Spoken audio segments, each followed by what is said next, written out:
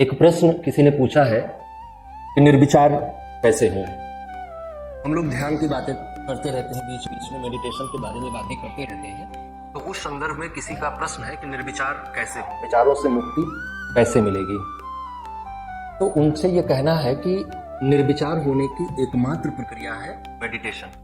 ध्यान ही एक ऐसी विधि है जिससे आप निर्विचार हो सकते हैं। लेकिन आप ये याद रखें कि आपके निर्विचार होने का विचार भी एक विचार है, और जब तक आप इस विचार से भी मुक्त नहीं हो पाएंगे तब तक आप निर्विचार नहीं हो पाएंगे। तो निर्विचार होने का विचार भी समाप्त होना चाहिए। मतलब कहने का यह है कि आप किसी भी धारणा के साथ जब तक आप मैं को समाप्त नहीं करेंगे जब तक आप निर्विचार नहीं हो पाएंगे। क्योंकि जब तक मैं है तब तक कुछ ना कुछ जुड़ा ही रहेगा। अगर आप निर्विचार भी हो जाएंगे तो आपको यह अनुभव होगा कि मैं निर्विचार हूं, और आपका यह अनुभव कि मैं निर्विचार हूं, विचार निर्मित कर रहा है। तो निर्विचार होने का एकमात्र तरीका है कि आप अपने अहंकार का पूर्णतया त्याग करें,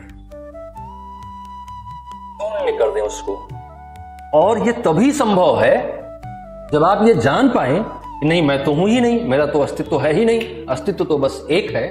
उसी ने कहीं अपने आप को हरे रंग में प्रकट करना चाहा तो पेड़ के रूप में प्रकट हुआ, जहां उसने अपने आप को पक्षी के रूप में प्रकट करना चाहा वहां वो पक्षी के रूप में प्रकट हुआ, जहां वो नदी झरनों के रूप में प्रकट होना चाहा उसने वहां नदी झरनों के रूप में प्रकट हुआ, जहां नदियों के कलरों में प्रकट होना चाहा वहां वो नदियों में प्रकट हुआ, जहां सागरों में प्रकट होना चाहा वहां सागरों में प्रकट हुआ। अस्तित्व सिर्फ एक है और आप जो है उसी का भाग है।